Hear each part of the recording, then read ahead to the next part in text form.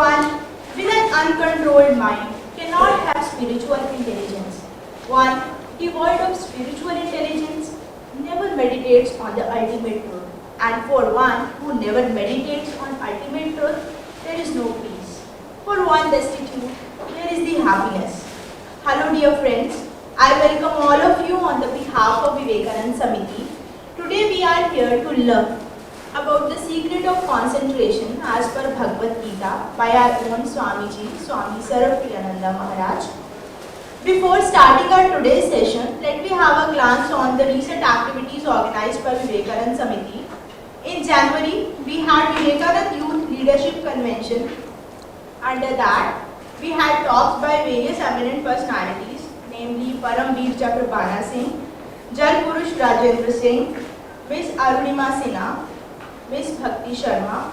There was various workshops on enlightened citizenship, school events, college events, followed by community services, and then Netaji Subhash Chandra Bose Jayanti, Sanskrit Shivir, weekly discussions on Vedanta, and now 3-day lecture series on Vedanta, which will feature lecture on secret on concentration as per Bhagavad Gita, Who Am I according to Mandukya Upanishad, part 1 on 1st March, that is tomorrow. On 2nd March, there will be a workshop on stress-free living techniques and Who Am I according to Mandukya Upanishad, part 2 by Swami Sarvapriyananda Ji Maharaj. Let me remind you that Swamiji visited us in August 2012 and his lectures were very well received, and we got overwhelming response on YouTube link with 190,000 views across the globe. Swami Sarvapriyananda Ji Maharaj is a dynamic young monk of Ramakrishna Mutt. He joined Ramakrishna order at Ramakrishna Mission Vidyapit, Deoghar, Jharkhand in 1994. Since then, he has served the Ramakrishna Mission in various capacities, including Vice Principal of Deoghar Vidyapit Higher Secondary School, Principal of Shikshan Mandir Teacher Training College at Belur Mutt, and as the first Registrar of Ramakrishna Mission Vivekananda University at Belur Mutt. At present, he is an Acharya at the Monastic Probationers Training Center at Belur Mutt. He holds a degree in Business Management from Xavier Institute of Management, Bhubaneswar, and his interests are in the fields of spirituality, philosophy, management science, and education. On the occasion of 150th birth anniversary of Swami Vivekananda, he travelled many places of India and abroad and inspired thousands of people with his eloquent speech. And now I request Swamiji to please come on the dais because we want to felicitate him with a token of gratitude. Thank you. The strength and force of the blow come through concentration. There is no limit to power of human mind. The more concentrated it is, the more power it brought to bear on one point. And that is the secret. Here is the difference between man and animal. Man has greater power of concentration.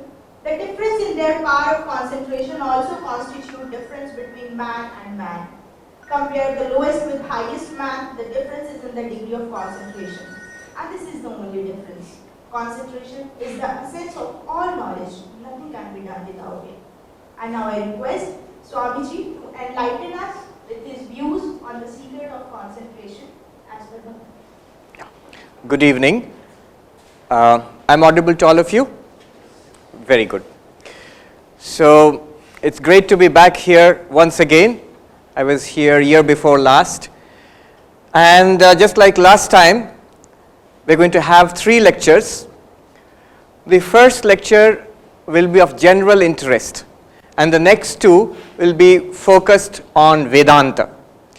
In the first lecture this year, I thought I'll select something that is of interest to everybody, and especially students in this institute. The power of concentration.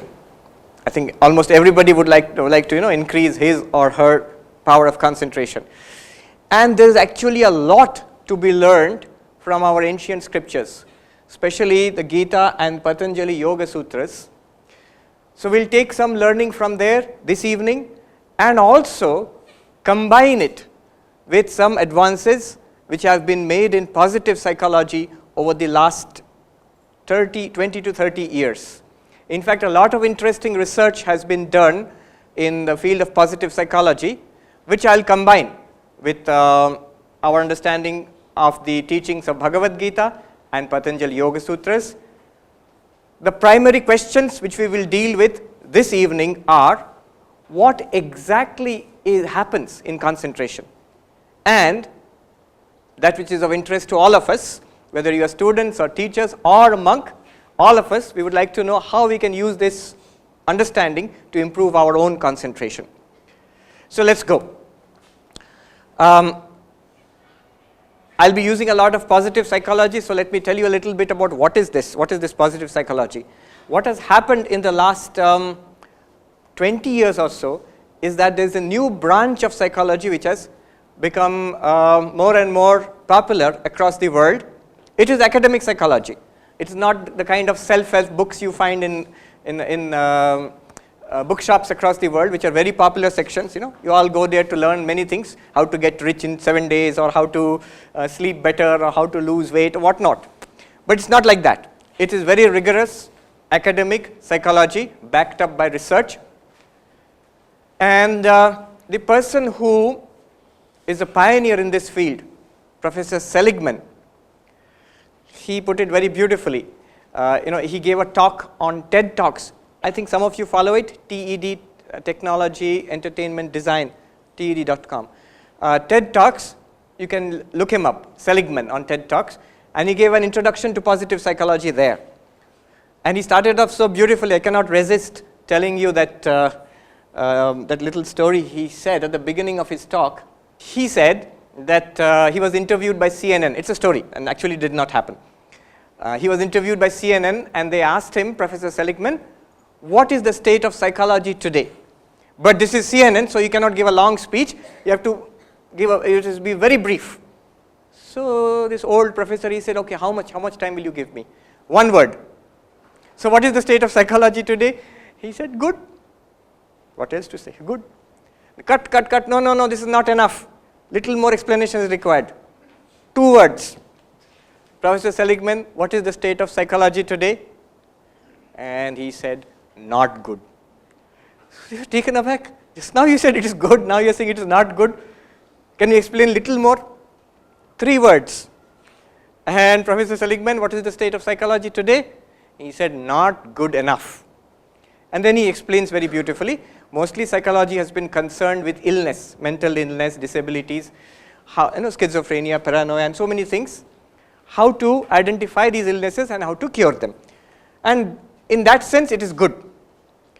But not good in the sense that it has, what does it have to give ordinary people like us? We are not sick enough to go to a psychiatrist or to a mental hospital.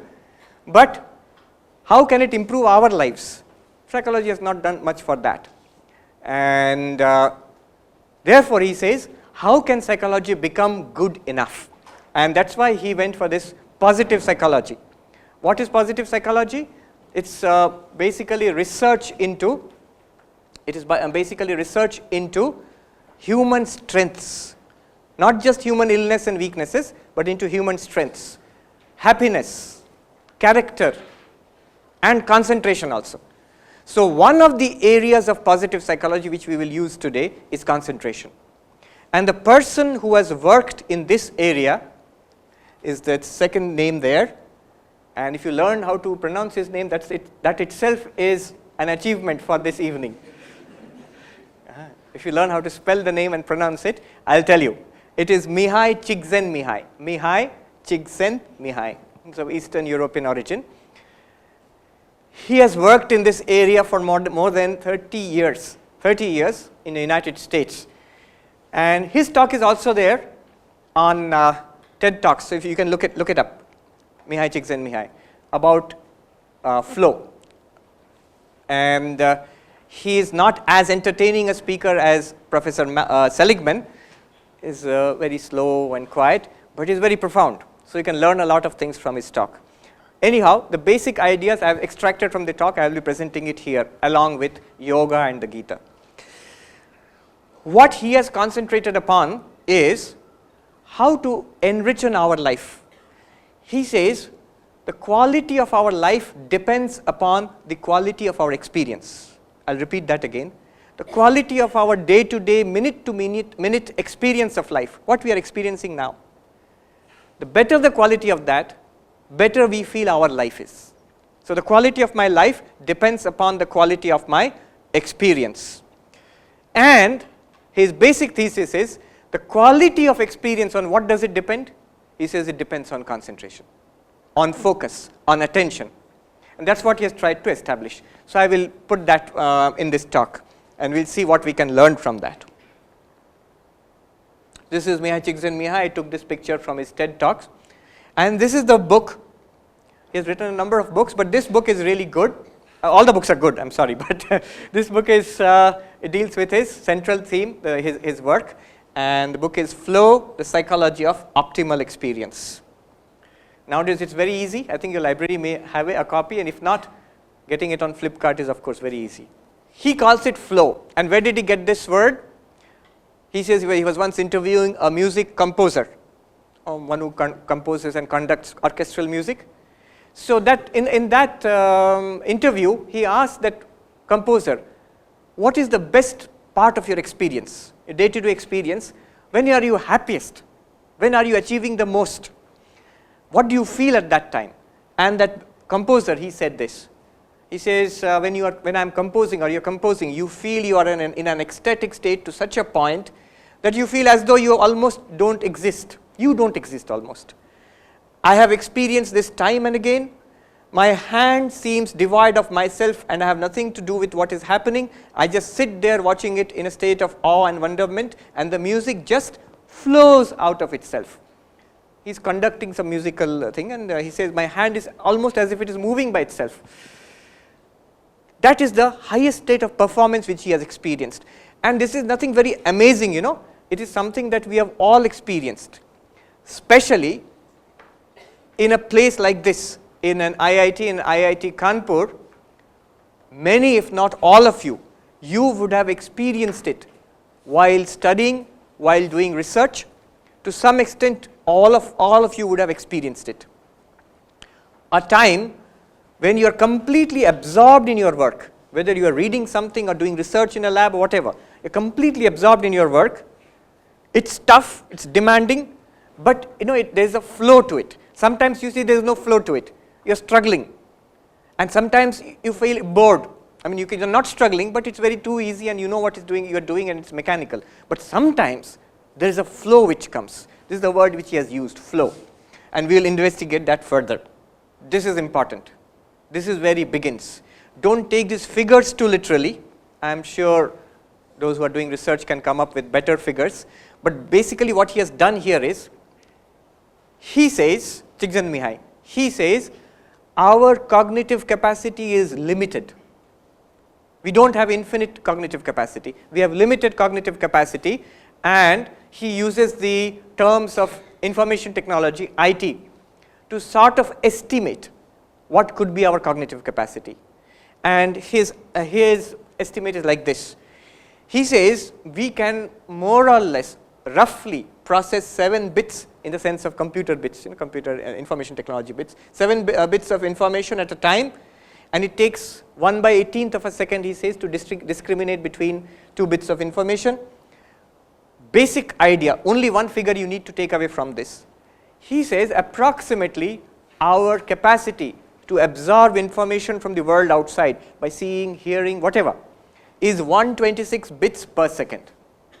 126 bits per second, that is our capacity to absorb information.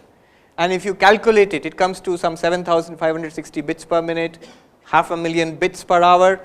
And if you stay awake for 16 hours a day, so it's about 185 billion bits in a 70-year lifespan, and so on and so forth. It seems to be very big. But actually, he says, this is very limited. This is very limited. Actually, he says this is very limited. our capacity to process information is actually very limited. And he gives an example. He says that you are listening to me now, and out of that 126 bits of informational processing capacity which we all have, out of that which you have, you are actually using up some 60 bits per second just to listen to me and understand what I am saying. That's why he says it's very difficult if two people speak to you at the same time. If two people speak to you at the same time, you find it difficult to absorb, it's irritating also. And if three people speak to you at the same time, it's impossible. You cannot understand what each person is saying if you try to listen and understand. The reason is, at 60 bits per second, three people speaking to you would be 180 bits, which is beyond human capacity to absorb and assimilate. Therefore, he says that this capacity, this is what we have. From moment to moment, second to second, this is the cognitive capacity each of us has, approximately. Don't take 126 bits as a given figure. It might be 150, it might be 100. I mean, it depends on how he's done the research. But the principle is, we have a very limited bandwidth. Okay, keep this in mind. So when in a school, the teacher shouts at the students, pay attention. It's literally true. Each student has 126 bits per second, which he or she can divide among the teacher and the classmates and many other things in the environment. So when the teacher says pay attention, he or she wants more of your 126 bits per second. This is the basic idea. What is concentration then? Defined by positive psychology by Csikszentmihalyi. Concentration is very simple. He says, how much of that 126 bits per second which you or I have, how much of that am I able to give to the object of concentration? 126 bits, how much of that can I give to the object of concentration? Can I give 80, 90, 100? You can't give all 126 bits, because at least you must be aware of your own existence. You're breathing, you're aware of the environment. To some basic environmental awareness is always there. So maybe 100, 110 bits you can give to the object of concentration. If you can do that, that's perfect concentration. Now, let's go ahead. He has studied the features of flow, and he comes to certain characteristics of flow. Flow, remember, is a state of concentration, deep concentration on the object of concentration. It may be studying, you may be playing, you may be listening to music or singing or whatever. Any activity which absorbs an overwhelming part of that 126 bits per second. He says it requires a challenging activity, and where there must be some skills which you have developed over the years. So he gives an example that the conductor who we spoke about composing music, he says, my hands move by themselves in flow. So that hands move by themselves requires years and years of dedicated practice. If you or I try to do that, our hands will not move by themselves, nothing will happen. So it requires building up a lot of practice, a high level of skill. Then you challenge that skill and flow will come. A difficult activity for which you are prepared, that can lead to flow. It comes to players, it comes to athletes, it comes to scholars. When you are doing research in the lab, when you are studying in the library. So that is flow. Then he says merging of action and awareness. This is very important. The work which you are doing, or the game which you are playing, whatever, and your consciousness, they seem to be fully merged and submerged in that. Swami Vivekananda here says, when one works with concentration, losing all consciousness of oneself, the work that is done will be infinitely better. He says, if the painter, losing the consciousness of his ego, becomes completely immersed in his painting, he will be able to produce masterpieces.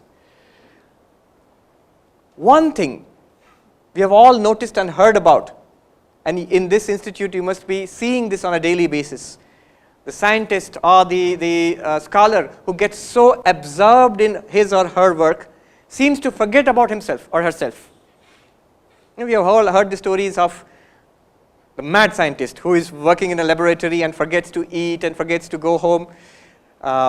We have this Swami, who is a mathematician, who is an alumnus of IIT Kanpur. He got the Bhatnagar Award last year. He is a monk in the order, and he tells me stories of well-known mathematicians sometimes. There was this Norbert Wiener, mathematician, who it seems that he he had changed his apartment one day, and he went to the college, he was university, he was teaching or doing research, and he came back, and he had forgotten where they had shifted to. From one apartment to another apartment, the family had shifted, but he had forgotten where they had gone to. So he came back to his old apartment, he was standing there. He knew that, we have shifted, but where we went to, that new apartment, he has forgotten. Then he saw a little girl standing in front of the apartment, and he said, "My dear, do you know where these people who used to stay here, which apartment they have shifted to, do you know?" And the little girl said, "Yes, Daddy, Mummy knew you would forget, so she has sent me to..."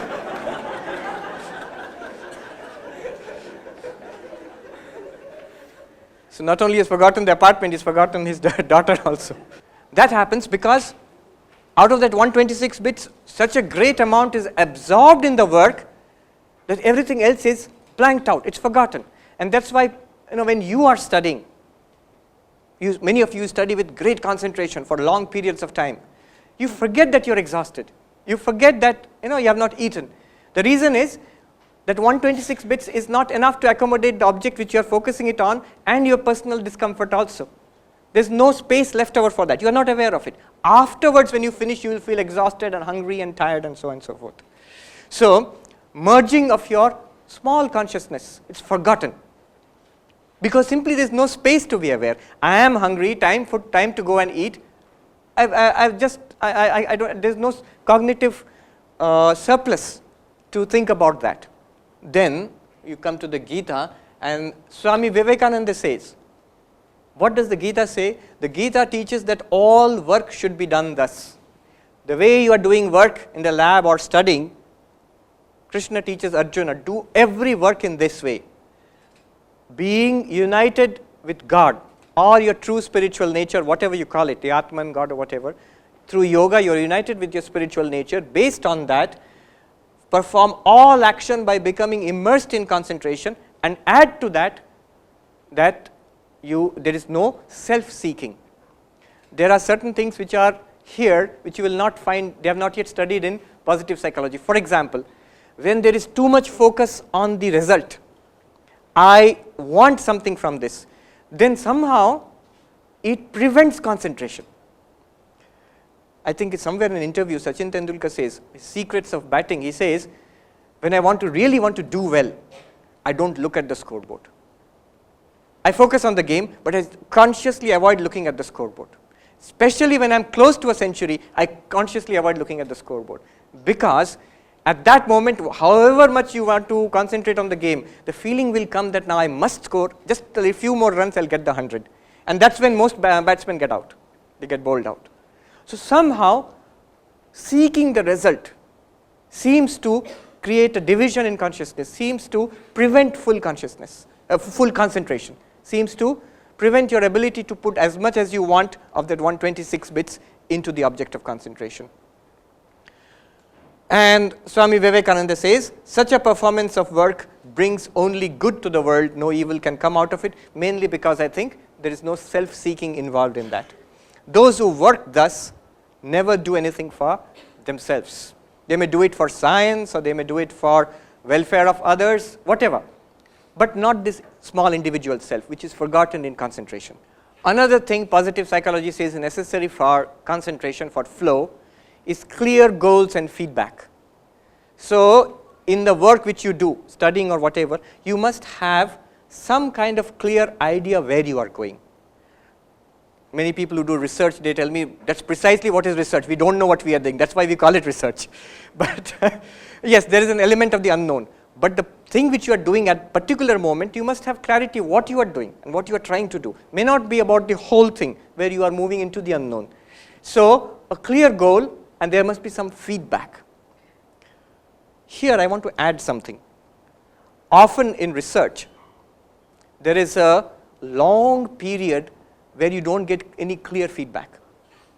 Nothing is happening. See, I'll tell you a little story. Last week, I had gone to the Vivekananda University, which is just outside Belur Math, where that Swami I told you about, the mathematician Swami, he works there in the mathematics department there. So I had gone for tea around this time, and he came for tea too. We were sitting and having tea, and he said that I'm in the middle of a class, And his class is like, it starts at 8 o'clock in the morning. He said, I've started at 8. I said, 8? Did you break for lunch? No. You are the only teacher? Yes. And the same set of students? Yes. And when will you end? 8 or 10 in the night? So 10, 12, 14 hours, one class. Yes, one class. Of course, it's problem solving. It's not that he's lecturing all the time. Then I asked him why. And he said something very interesting. He said, you see, in research, for most of the time, the default value is 0. For a long period of time, the gain you will get in research is nothing. Nothing will be seen to be happening if you're doing genuine research for a long time. He says that these boys who are working in the class now, they will have to hold on for days, weeks, months, even years. You know that person who solved the Fermat's theorem? Andrew Wiley, I think? Andrew Wiley? Whatever. It took more than 10 years. He was working in private, apart from his job. Secretly he was working. And through all sorts of frustrations. I read the book on that. I don't understand any of the mathematics. But luckily the person who wrote the book also said at the very beginning, I also don't understand the mathematics. I'm going to tell this human story of that person. But the point to be understood there is, for a long time in research, you will not get any positive value. And for that period of time that these boys, they have to hold on. They have to learn how to struggle for hours throughout the day, for days and weeks and months throughout the year, and maybe for years together.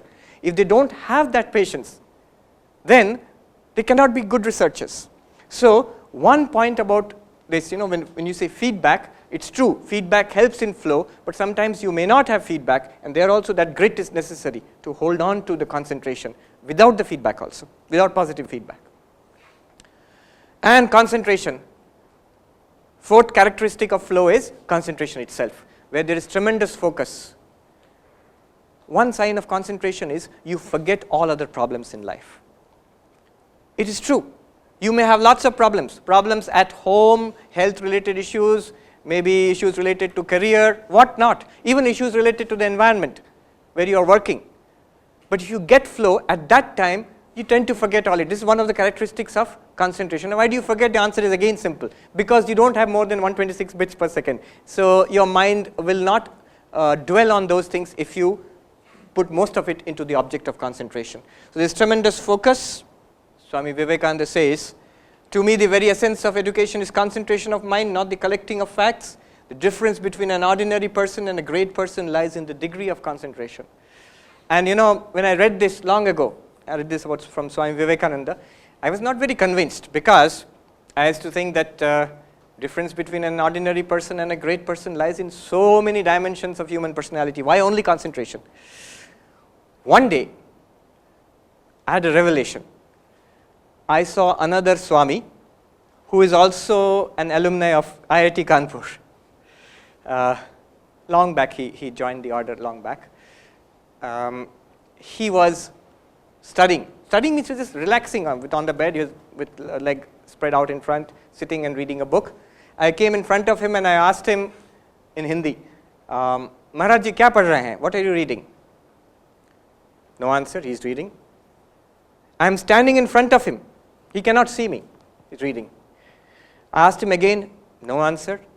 I bent forward and his foot was spread out in front, his leg was spread out in front, and his foot and his big toe, I caught hold of that and shook it. What are you reading? You won't believe it, he did not feel it. The focus he has in the book is so much. Now you understand, 126 bits, maybe 120 bits is on that book. He cannot feel somebody touching him. When I stepped forward and I just raised the book to see the title, he got a shock. Which means such tremendous focus. There are so many stories about Swami Vivekananda, of course. Those who have read his life, they know that how in Belur Math, where he used to stay, his disciple Sharat Chandra one day came upon him reading the Encyclopedia Britannica. In those days, nowadays if I say Encyclopedia Britannica, somebody is reading it, most of the students, just like you all, they'll say, oh, okay, could be. What's so great about it? Because you see, nowadays Encyclopedia Britannica is one DVD. But if you see the old set, huge. They used to, and earlier in those days, there used to be these leather-bound volumes. So I heard when the set would arrive in the library, they would strengthen the shelves of the library with wooden planks so that it will not bend, catenary it will become. So that set is there, and Swami Vivekananda is reading it, and this disciple comes and asks, Swamiji, so many books, fat books, it's impossible for a human being to finish it in one lifetime. And Swamiji said, what are you saying? I have gone through 9 volumes and I'm on the 10th volume. You can ask me anything from the 9 volumes. It's a story, well-known story. And Sharat Chandra actually, he went and picked up books at random and he asked questions at random. And Swamiji answered all of that. He says in some places, the exact language down to the comma and the full stop also. That was fantastic. And he asked Swami Vivekananda, how is this possible?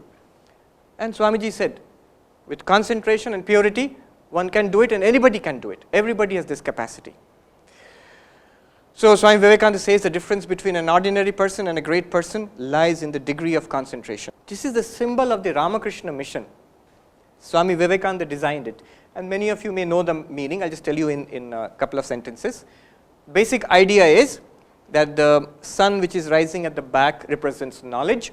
The wavy waters represent work. The lotus represents bhakti, devotion. And the snake encircling all of it represents concentration, meditation. So by a combination of knowledge, work, devotion and concentration or meditation, one realizes the swan there represents the Paramatman, God, spiritual reality, whatever you call it.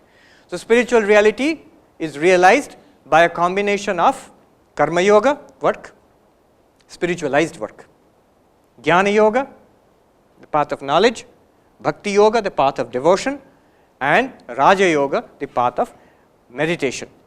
Okay, this is the basic idea, but why I have put it here is for the snake alone. The snake represents meditation, concentration, and Swami Vivekananda writes in one place, the meaning of the symbol is this, and the snake, the serpent, represents concentration. Now, it is so interesting, I was going through this book, it's a recent book called Rapt. Rapt as in attention, immersed in something. And this author, this lady, Winifred Gallagher, she's done research on attention and she's written this book. In one place she says, she has no connection with Ramakrishna mission, she does not know any of these things, I think so at least. She says, the best symbol I can think about for concentration is this cobra with a, with its hood, its expanded hood. Best symbol. I was amazed, this is the exact same idea which Swami Vivekananda puts forward as a symbol for concentration. And why is it so? Because she says all the elements, central elements of concentration are here. This is one lesson we must take away from here. What are the central elements? Just remember this, the picture of this snake. First of all, a mental bearing down on a subject. What does the cobra do when it's going to eat a rat or a frog? Like a bearing down, tremendous focus on that. So, mental bearing down on a subject, the book or the instrument of work which you are doing, focusing the mind on that, a mental bearing down on the subject. Second, the hood flaring to block out all distractions. The hood of the cobra flaring to block out all distractions. Of course, the cobra does not flare the hood to block out distractions or anything like that, but this is the meaning which we are giving to it. Have you noticed how little children study? Why little children? And last year I was in, year before last, I was in IIT Kanpur, I was in the library, I saw many of the boys and girls there studying, and they also do the same thing. You have noticed how they study, or how many of you study? Like this? Book is there, like this. What are you doing there? Unconsciously, you are basically cutting out the world. So that's another part of concentration. You are pulling out as much of the 126 bits per second which is scattered here and there, you are pulling it out basically and putting it here. So it's very natural. This hood flaring to block out distractions and holding steady in your unblinking focus. A few seconds of that anybody can manage. Couple of minutes of that anybody can manage. But hours and hours and hours of that, holding steady in your unblinking focus. These are the 3 elements. Engage your mind, pull out the bits you have scattered all over in your life, different subjects in your life, you pull it out and pour it here and hold it. Like that mathematician Swami, 8 hours, 10 hours, 12 hours on one problem. I was joking with him, did you leave the students for lunch break? He said, no. I said, they'll faint. I said, okay, once they recover consciousness, they can do maths again. Along with this, one more point, which is not mentioned as yet by Csikszentmihalyi or positive psychology, but Swami Vivekananda insists on this. He says, along with the development of concentration, we must develop the power of detachment. We must learn not only to attach the mind to one thing exclusively, but also to detach it at a moment's notice and place it on something else. You see, many of you have good concentration, otherwise you wouldn't be here. But there's an ability that if you can pull your mind out from one thing and then put it totally into another thing, that's a tremendous ability. It seems, I read in Napoleon's life once, he could do so many things at a time. Writing letters back to Paris about the construction of bridges, writing about the new financial system, writing letters about the direction of the military forces in battle, and so on and so forth. Writing to his wife Josephine. Somebody asked him, how do you do all that? And he said, see, I have this cabinet. This was time before computers came. So I have this cabinet in my mind, drawers. So when I want to work on the army, I open that drawer and shut all other drawers. When I want to talk about finances, I shut the other drawers and open the drawer about the finances, and so on and so forth. And when I shut all the drawers, I go off to sleep. He had the ability to go to sleep anytime he wanted. Now that's a tremendously organized mind, but it shows the structure of the mind. It matches with what we have been studying here. And Swami Vivekananda, this is a famous quotation, education is concentration of mind.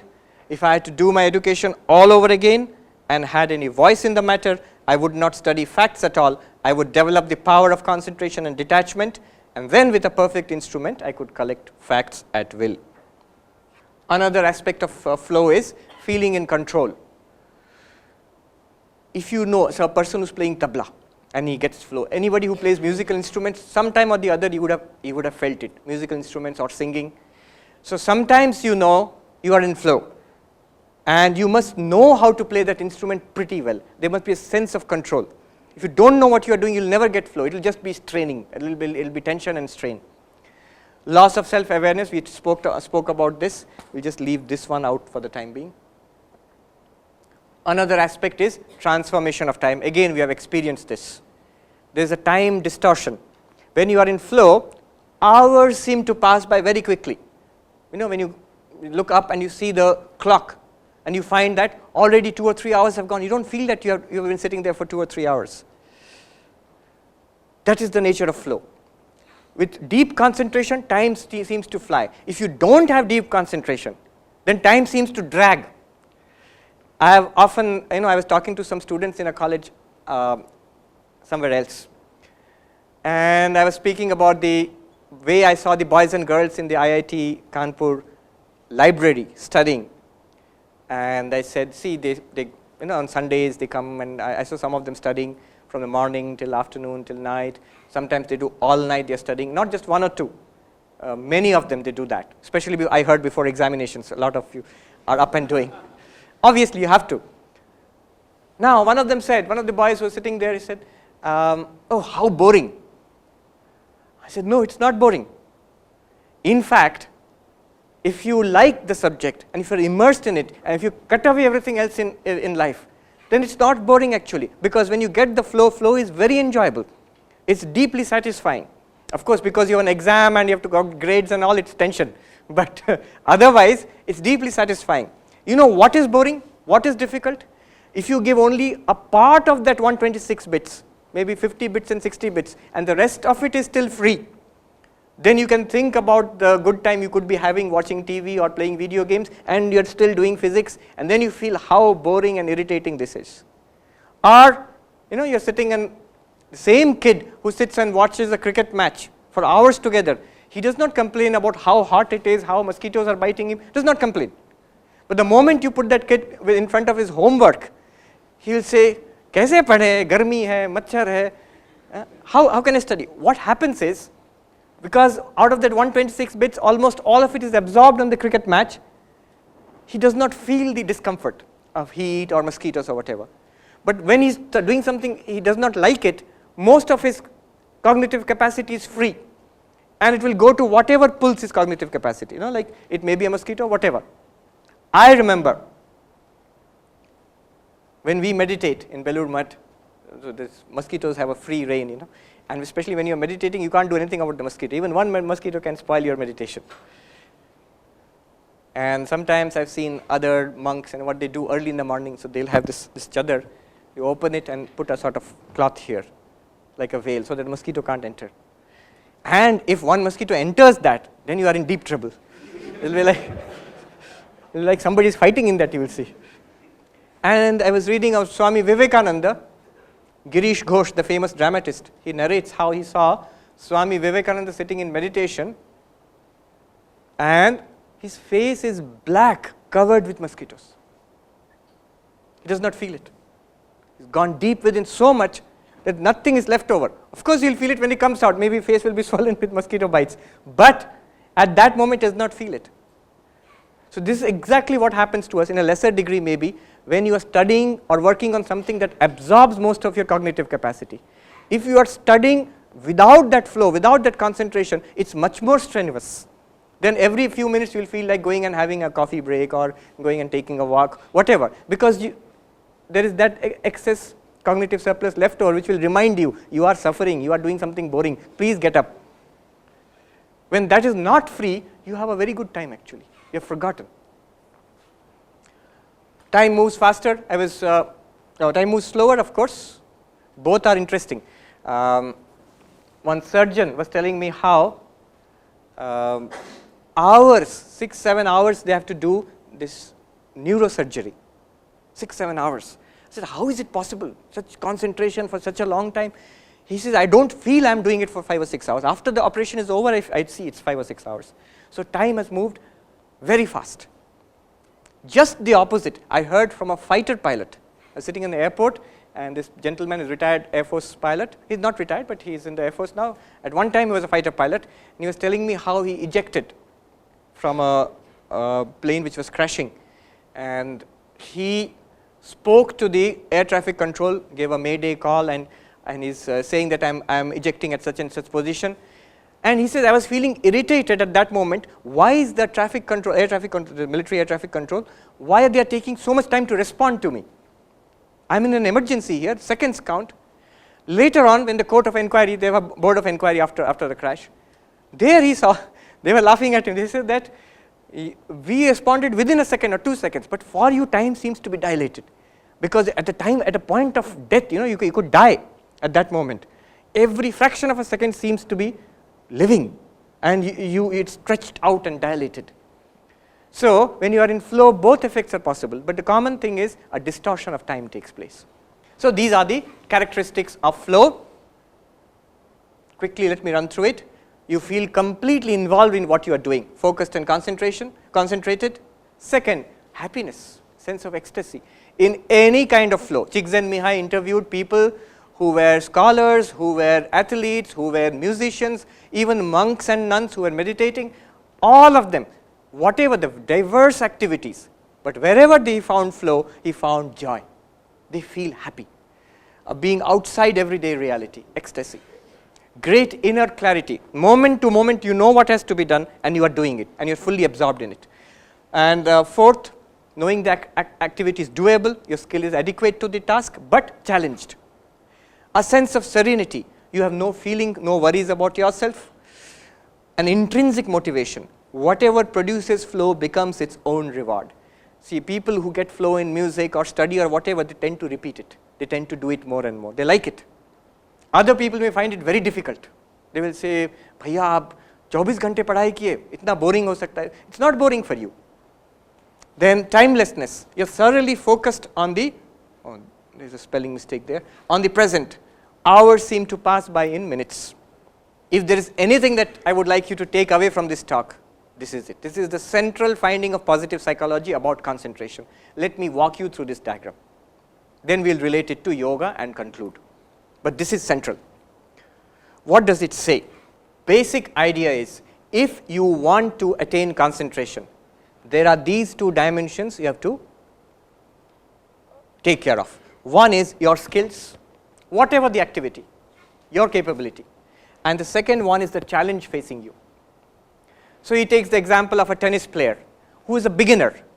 So when you are beginning tennis, when we start playing, it's just a great thing just to return a serve. You can't do much more than that. And if you play against a state champion or a national champion, then what happens? The challenge is too much. Skills are very low. And the result is you have worry or anxiety. You can't face it, it's too much. A teacher who is teaching maybe something, differential equation or something, first time he goes into class, is a new teacher, maybe an assistant teacher. His skills, teaching skills are not all that great, and he's facing a class for the first time, and challenge is pretty high. Here are IIT students, so he feels worry or anxiety. But as his skills improve, as the tennis players practices or the teacher keeps on teaching, what happens is his skills improve, challenge remains the same, and this comes down. This anxiety becomes, arousal in the sense that he is ready to face the challenge, and then it comes to flow. It is equal. Here is a channel where skills and challenges are matched. Now the tennis player, he can return the serve and he feels happy. When he returns the serve, he feels happy. He gets a tiny bit of flow at that point.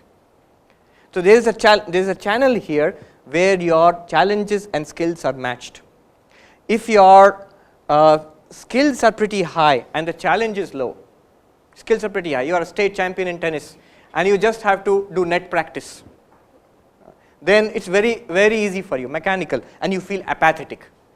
There is no response inside, it's too easy for you, or you feel bored.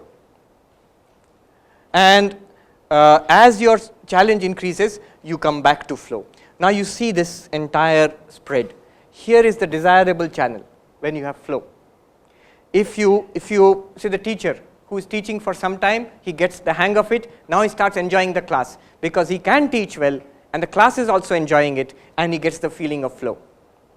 After some time, what happens? After a couple of years or 2-3 years, it's in control. Without putting too much effort into it, he can manage the class. The tennis player can manage the game also without too much effort. After some time, what happens is he gets relaxed about it and maybe even bored. There he requires higher challenges to enter into flow. The basic idea, the crucial idea, the point of flow, the channel of flow also is dynamic. As your skills keep on improving, you must increase the challenge also to be in flow. And the fundamental fact behind it is that 126 bits, you must put as much of it as possible into that activity. So if your skills are very high, challenge is very low, you need not put 126 bits into that. With some amount of cognitive capacity you can manage, but that leaves the rest unutilized. So to have flow, to have concentration, you require a dynamic equilibrium between the challenge you are facing and the skills. And what is the learning for us? What is the learning? What do you take away from it? It's pretty obvious. If you want to be in flow, you must look at your situation. Are you here? Do you find the courses too demanding, the classes too tough? Then you must reduce the challenge and work up your skills. How do you do that? You maybe have to parse the subject matter into smaller bits which you can focus at a time. Maybe you need to get help from your seniors or your professor. Many ways in which you can build up your skills and at the same time reduce the challenge by taking it into smaller bits, parsing the material into smaller bits. The opposite, are you feeling bored in a class? Are you feeling bored in a course? Then increase the challenge. I remember once, Swami, we were attending a class together in Belur Math, and I found the class boring. And I found this other person sitting next to me taking extensive notes. And I knew this person is brilliant, he's far more brilliant than me. For him, this course is nothing. But why is he taking such extensive notes? When I looked closely, you know what he was doing? The teacher was teaching, the Acharya was teaching in English, and this brother, this novice, he was taking notes, perfect notes in Sanskrit. He was translating that into Sanskrit and taking down perfect notes. Why? Because he was bored. He knew all of it. So what will he do? He has to sit in the class, there is a discipline. So how does he let flow? He is not using this, but very naturally he is using this. He immediately upped the challenge. He pushed the challenge up very high. So he's listening, translating into Sanskrit, and believe me, it's not easy. We had a teacher who used to teach in Sanskrit only, And I remember anytime you have to ask a question, you have to ask a question in Sanskrit, otherwise he will not respond. And if you ask a question in Sanskrit, if you put together grammatically, it must be correct. By the time I ask the question, he will find out 2 or 3 grammatical errors in my question, and then he go on teaching again. He will not come to the answer. It's unless you ask a perfectly correct question, grammatically correct, I will not answer. It's not worth answering. So that's how he was getting flow. Okay. Now we come to the final part of this.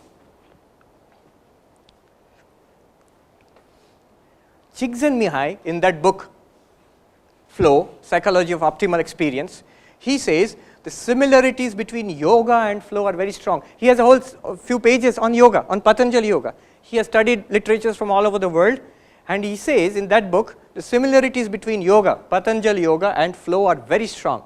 And he calls yoga a very thoroughly planned flow activity. In fact, he says one of the oldest and most systematic methods of getting flow is this Indian system of yoga. He says that. Now, I am not going to teach you yoga now, but I will give you the basics of yoga and how we can use it for attaining concentration and flow. That will be my final point. Okay. What does yoga say? To get perfect concentration, according to yoga, there are 8 steps. 8 steps. Yama and niyama, these are preliminary disciplines. Asana, posture. Pranayama, breathing. Pratyahara, withdrawing from the external world. Dharana, focusing on a topic. And dhyana, meditation or unbroken focus. And finally, the highest possible concentration, samadhi. Remember, this is not, the point of this is not flow. The point, the yogis use this for spiritual realization. But they do get flow. Now, in fact, I was reading one of the disciples of Sri Ramakrishna, he's talking about meditation. When you get good meditation, he says it should be effortless. And one of the characteristics of flow is effortlessness. Before flow, there is effort. When challenge is more, skill is not so high. Then you get into an effortless mode, which is flow. Without, if the skills are high and challenges are low, even there is effortlessness, but there is no flow, because you are bored then. So when you have flow, there is effortlessness. Okay. Now how do you use this for flow? Yama and niyama would be, yama would be a moral life, a clean life. That's important. Yama and niyama, specifically a disciplined life. A rhythm is necessary in life for generating concentration and focus. There is a story about Sethji who went to a Swami in the Himalayas. Humko dhyan sikhaiye, yog sikhaiye. And the Swami started, all right, very good, sit down. First, Satya, you have to tell the truth. Ahimsa, you should not hurt anybody. Brahmacharya, self-control. Yama. Then the Sethji got disgusted. I said, अरे महात्मा जी, हमको ध्यान सिखाइए, प्राणायाम, आसन, प्राणायाम, ध्यान सिखाइए. ये क्या सच बोलना है, झूठ नहीं बोलना है, ये सब क्या सिखा रहे हैं हमको? Then that Swami said, तुम अष्टांग योग सीखोगे या विकलांग योग सीखोगे? Ashtanga is 8-limbed, and Vikalang means 2 limbs are not there. You want to remove morality and discipline from your life, just want meditation. That is not Ashtanga Yoga, that's Vikalanga Yoga. It's not possible. And then that Swami told that businessman, it's a story. He said that black money par asan bichha ke dhyan hoga. You've got lots of black money which you have hidden under your bed, and you put an asana on top of it and sit for meditation. Dhyan hoga kabhi? Never. So, a certain amount of morality, a moral life first, a disciplined life second, then third, what is required for flow? Third, asana. Asana need not mean that you have to sit in Padmasana or whatever. It simply means posture. What posture? They have found that sitting straight, not rigid, not like a, like a robot and savdhan, not like that. Relaxed but straight, where the head and the neck and the spine, the chest and the waist and the spine are more or less in one straight line. Relaxed, but not drooping. You can see the difference it makes in your mental attitude when you more or less sit up straight. After you get flow, one may concentrate on, your already mind is there. That's not important. But before that, a good posture is important. Pranayam, there is a connection between breathing and concentration. Positive psychology, till today they have not talked about it. It's an area, these are areas of research. But there is a connection. One thing you will notice, the kind of breathing when you are tired, when we feel tired and sleepy and dull, it's one kind of breathing. Often you will see it comes from the left nostril. When you are excited, angry, or working physically hard working, physically doing something, then right nostril. When you're jogging or playing, you'll see most of the time breathing comes from the right nostril. And they say in concentration, breathing will come slowly from both nostrils. Anyhow, you need not go into all that, but basically breathing, just some amount of deep breathing helps. Even physiologically it makes sense. If you oxygenate your blood and all, concentration is better. Then pratyahara, withdrawing your cognitive capacities from the world outside. Remember the snake with the hood, cutting out the world, pratyahara. Not thinking of other things. And here you need to be a little intelligent. Suppose I am concentrating, many times school students say this, if I look at my book and try to concentrate, I fall asleep. Or I am looking at the book, half an hour later if you ask me, what have you read? I can tell you my mind went all over the world, but I cannot tell you what was there in the page in front of me. So many are smiling and think it's a common problem, but not so much here. Many of you have good concentration. So here you have to be a little intelligent. Pratyahara, withdrawing the mind from the world outside, even from your own body, you take the help of, for example, active reading. You know what is active reading? You underline, take notes. Maybe you will never need read the notes again, but use your hand. The moment you start using your hand, it takes some more of the cognitive capacity from the world outside and puts it there. Use a computer, use feedback, block out the noise. In many ways you can concentrate your mind. One very powerful way of concentration is curiosity. Curiosity. You can arouse curiosity. You know how powerful curiosity is. In a train I saw a little baby crying. I know many of you have seen this. Child crying like anything. And when the mother or the father suddenly comes in front of the child and does like this, or gets some toy and swings it in front of the baby is screaming. But in front of that suddenly some strange thing you put, stop screaming and look in wonder. At least for 1 minute it will look like that. It will forget to cry. Curiosity is very powerful, and we also have that power. So how do you use curiosity? Maharaj, I don't want to read all these. Exams are there, that's why I am reading. I don't want to know also all these things.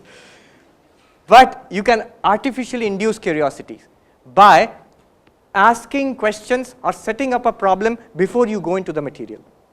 Often what we do, a mistake we do is read the material then solve problems. But you set up a problem, then start reading the material, then it's a voyage of discovery. It's not just learning something which you will apply later on. So these are tricks which you can use to engage your cognitive capacities in the study material. So pratyahara has to be done intelligently. It should not be a struggle. Then dharana is focus, dhyana, holding on to that focus. This pratyahara, I remember Swami Ranganathananda ji, he used to come to IIT Kanpur campus long back, I think in the 70s maybe or 60s. I have seen his books in our Belur Math library, the books he donated. He was a voracious reader. All of his books, you can easily know it is Ranganathananda ji's books because they are all heavily underlined. Lot of remarks are there where he agrees, where he disagrees, where something reminds him of something else, questions he has got, everything he puts down. Now imagine the kind of involvement in that book. The Bhagavad Gita also says this. In one chapter, Sri Krishna asks Arjuna, be completely concentrated on God. So I am sure just like you, Arjuna would have scratched his head. Then he says, Atha etadapi ashaktos, if you cannot do that also, then whatever work you are doing, you connect it, you offer it to me. So the daily work which you are doing, you are studying, your work in the kitchen or your work in the office, you offer it to God. You are connecting your daily work to God. Now you see how concentration, he is helping concentration by involving other things in the world. Swami Abhedananda ji, one of the disciples of Sri Ramakrishna, I read a reminiscence by a young person He said, when I was young, I used to go to visit Swami Abhedanandaji, and he would meditate. He was quite old at that time, and I would see he would meditate. He would sit for meditation. He would rock his body back and forth a little bit. Then, as if he's a stone statue, he will sit, and that's it. 3 hours later, he will open his eyes. Like a rock, he's sitting. And this boy, he would ask, Swamiji, within 2 minutes I get bored. How can you sit like this without moving at all for 3 hours? And he would joke. In Bengali, he would say, Budo Shadur Dhyan Kina. I'm an old monk, I've been meditating for so many years. But it is this thing, ability to pull everything out from the world and put it on the object of meditation. Swami Vivekananda, it was natural for him. In New York, he used to go for lectures, and in those days, he used to have trams, or in San Francisco, I think.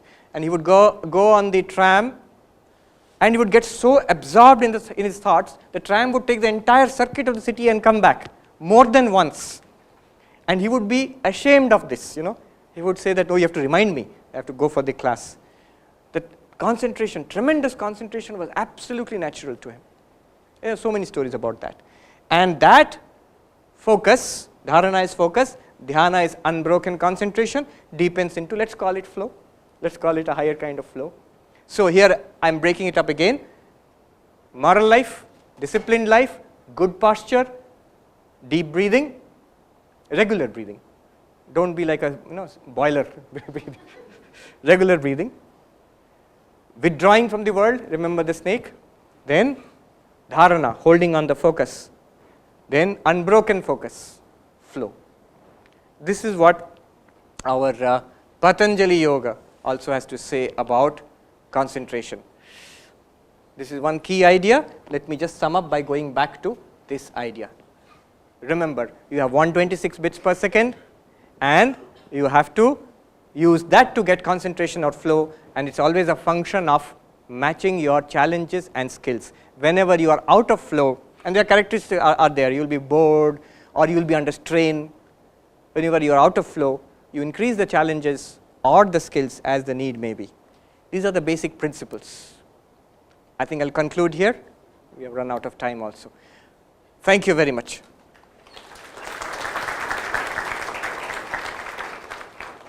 True. Clear goals. You have to have clarity about the goals. Swami Vivekananda puts it very beautifully. Make sure what your goal is. Then he says, forget the ends and concentrate on the means.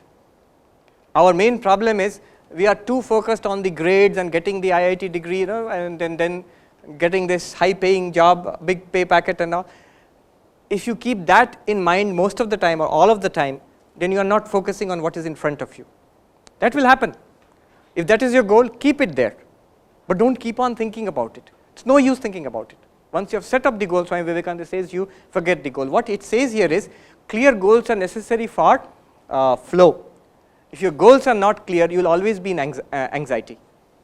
You will be anxious. If you don't know exactly what you are doing at this moment, you will not get that flow. It's one characteristic of flow, that a certain amount of inner clarity has to be there, what I am doing. But the eventual goals, you should keep them in the background. Fix it, keep it in the background. There seems to be a deep connection between mental purity and concentration, deep concentration. You will say that that's not necessarily so. We know many brilliant people who lead wayward lives, but they are very brilliant.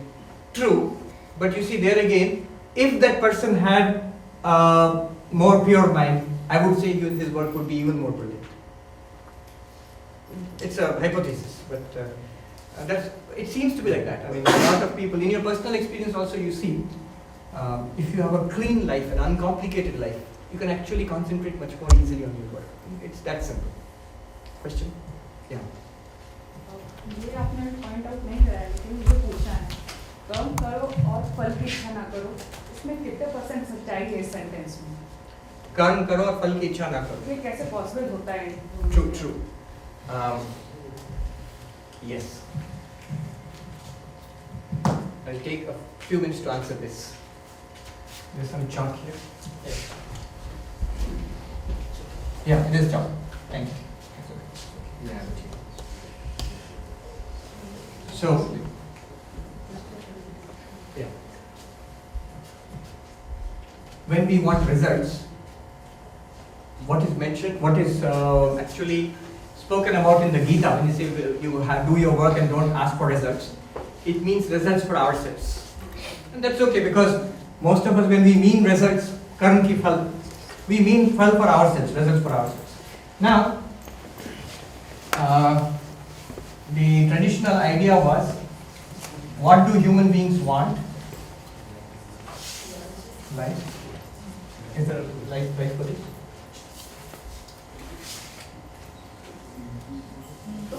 Yeah, okay, thank you. Kama, artha, these are two things. Kama would mean pleasure. Any kind of sense pleasure. You want to party and make merry and all that, that comes under kama. Any kind of sense pleasure. From having a rasgulla to listening to very refined classical music, that's also pleasure. Artha, money, an IIT degree, a big corporate pay packet, whatever. Money, success, awards, head of the department, whatever. So all of that comes under artha. Now these are what people want instinctively. What people want instinctively. What religion, any religion, will tell you is, both of these have to be regulated by dharma. Dharma means morality. It's not unlimited artha and kama. They follow the rules of society, they follow the rules of decency, of morality, of law. To as much as possible they do, to more or less they did do that. There will be a very few people, small section of society, few people who would like to chase artha and kama, money and pleasure, to the exclusion of any decency or morality. It just will not get caught by the police, but through whatever means I will earn money, and I will, they have a term, I will what, freak out, like enjoy life. Whatever I want to do, I will do. And this kind of category, who just want these two, artha and kama, there is a term in Sanskrit called pamara. Pamara means an instinctive, a lowest uncultured kind of person, an instinctive life. Instinctive life. What I want it just now. I want it just now. And this kind of life actually leads to unhappiness. Not only unhappiness, even modern psychology shows that this kind of life, such people, they do not go on to achieve much in life also. But because they cannot resist, they cannot control themselves. The kind of sacrifice you need to come to IIT, for example. Many of your classmates did not have that control. So you had to sacrifice quite a bit to slog, to put in that kind of work to be here today. And that's because these desires you had to rein in to some extent. Immediate gratification, no. Let me work hard, I will get more of this later on. So some amount of control is necessary. So those who have all three, dharma, artha, kama, normally when we speak about artha, kama and dharma, what is the phrase? We never say kama, artha, dharma. We normally say dharma, artha, kama, moksha. So you always say dharma first. Dharma does not mean only religion, morality and everything. All three if you have, then the term which we use is a Vishayi person, a worldly person but who is good. Vishayi normally has a bad connotation, that he is a worldly person. But actually, dharmika Vishayi, person who is good, moral. You'll see most people in the world are like this. They are good, they are not evil people, they are not lawbreakers. But they want worldly things and they want to do it within the bounds of common good sense and morality. Now, beyond this also, there are people, the term would be moksha or spirituality or whatever.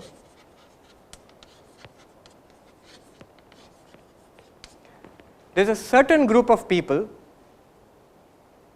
they need not be sadhus or sannyasis, Anna Hazare or somebody like that, who is actually genuinely in it for welfare. He wants good for the society. Mahatma Gandhi.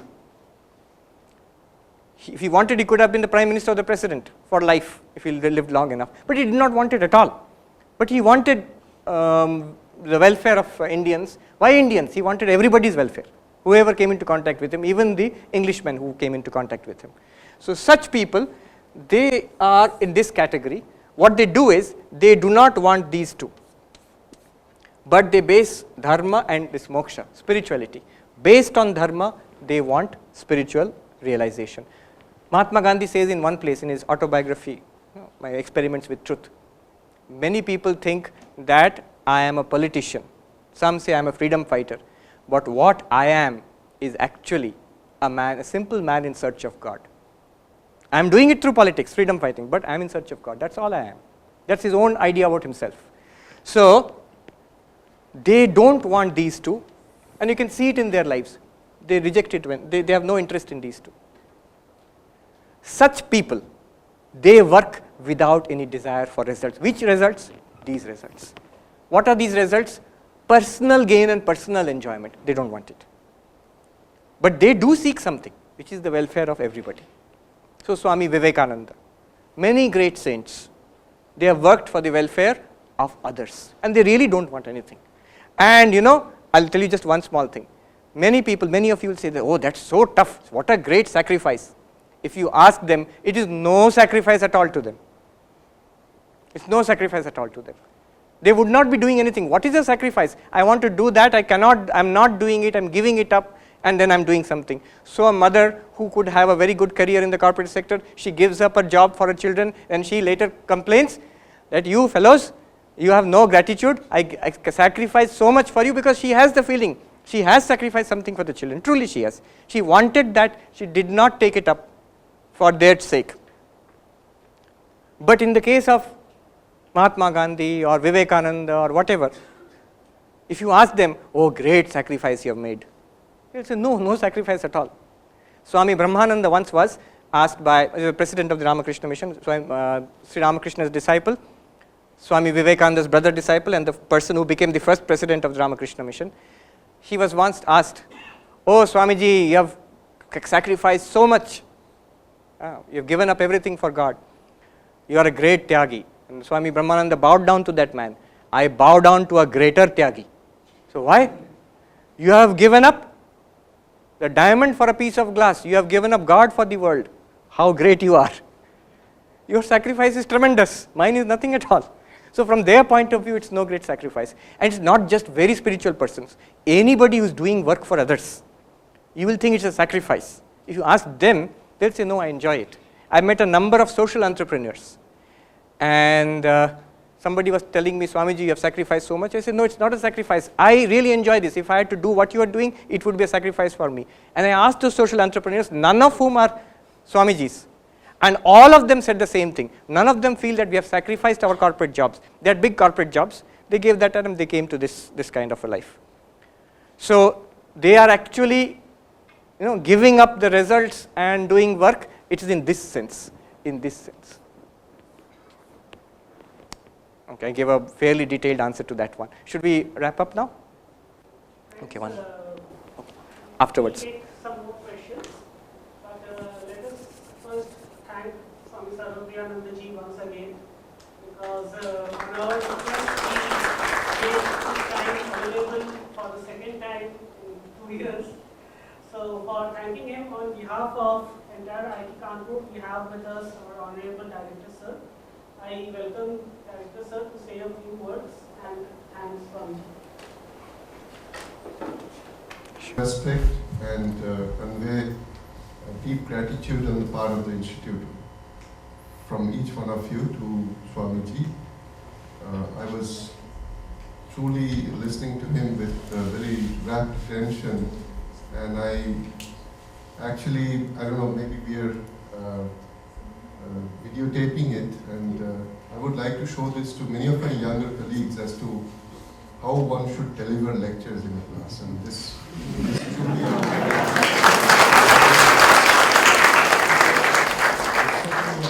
truly a model exposition as to how one should deliver a lecture. In fact, I must share with Swamiji my own experience.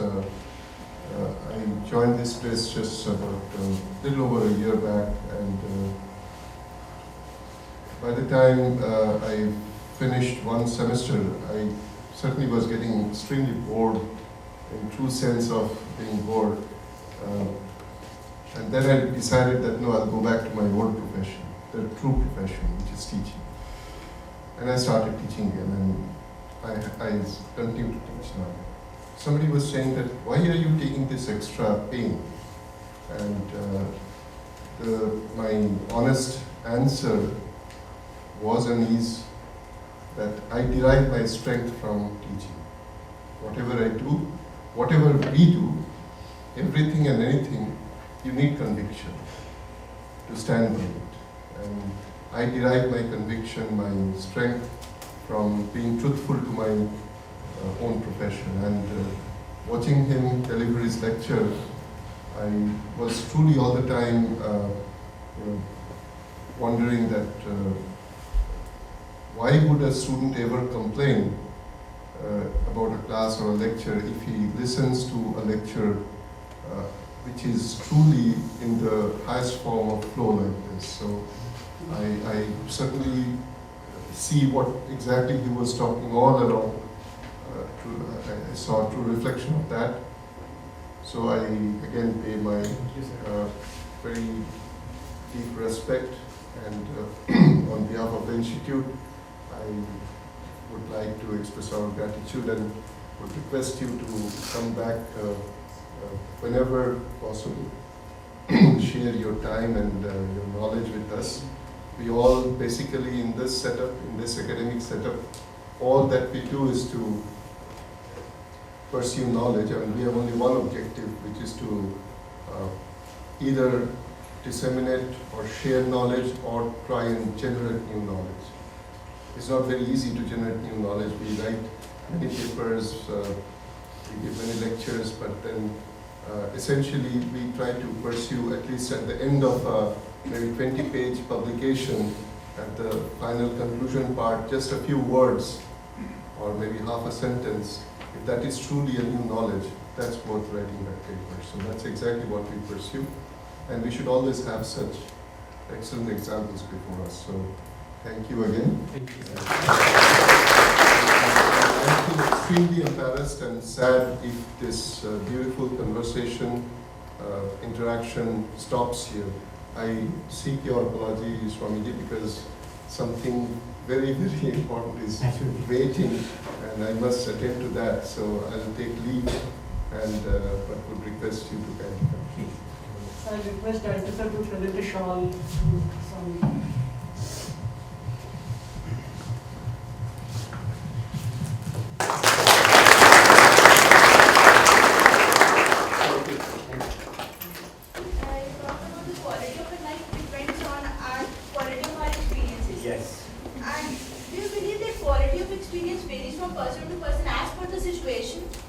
Obviously as per the situation, but the focus of this talk was each person, how each person can enrich his or her quality of experience.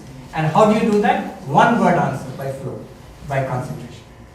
Whatever your situation is, if you concentrate there on whatever you want to achieve, what is in front of you, then you get a richer experience. The principle here is how much you concentrate and what you concentrate on.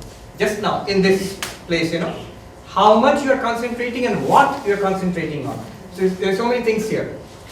Here is a lecture going on. Also, in your mind, there will be that I've got such and such things to do next. Now, if you are concentrating on that, then your experience will be one of restlessness. If you like and you are concentrating on that and you are thinking about it and how to apply it in your own life, you are getting a richer experience in the same environment. You understand? There are many elements. What will I pick out of that and how much I can concentrate on that? That will make your experience very rich. Absolutely. Yes. But that's what we have seen, so many stories of young boys and girls coming from very tough backgrounds, poor people, educationally disadvantaged, and struggling and making their way up, maybe coming to IIT and other places. Anand Kumar gave a talk there, Super 30, and how so many disadvantaged children are making it here to this campus and other campuses and doing well, not only academically, even people who are physically challenged, and they are doing so well in some areas of life. So from a very tough background, one can do well, not necessarily that they will do well, mostly don't, but they do well. And again, just the opposite, from very privileged backgrounds, how many, especially teachers, I have been a teacher for more than 20 years, we've known how many boys and girls from very privileged backgrounds, parents are highly educated, they are well off, they are doing well, and they are able to and they have got every facility, and it completely spoil their lives. So the background is important, but what is important is what you make of that background. And how do you make something of the background? By choosing what to concentrate on and how much to concentrate on. I'll end with this. Milton, the famous English poet, he says in one place, the mind in its own place can make a heaven of hell and a hell of heaven. The mind in its own place, the mind by itself can make a hell of heaven and a heaven of hell.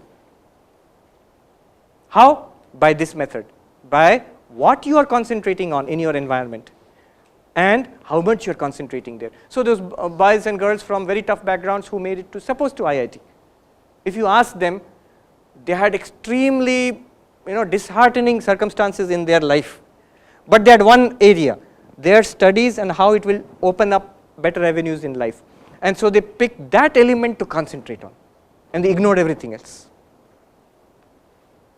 I've seen people, young boys and girls, completely depressed, mental breakdown. Why? Because they had some genuine problem in life. It may be a relationship problem, maybe a health problem, maybe a grades problem, whatever. And what did they do? They concentrated totally upon that. They will say that, no, how can I not concentrate on that? It's pulling my attention. It is not pulling your attention, it's a conscious decision. If your default setting is that, you will be pulled into the depression, into the cycle of depression and sadness and failure and misery. But it's a conscious decision. That setting, it's not a fixed setting. You can change the default setting. You can actually consciously choose what you're going to think about and how much you're going to think about that. Okay? And tomorrow we'll take it up after the class. Tomorrow and day after, the classes, the lectures will be very different, not like this. They are going to be very serious, concentrating on Vedanta, very advanced Vedanta. So I'm not discouraging you, I'm setting up a high challenge for you to get into flow. Do come. Thank you.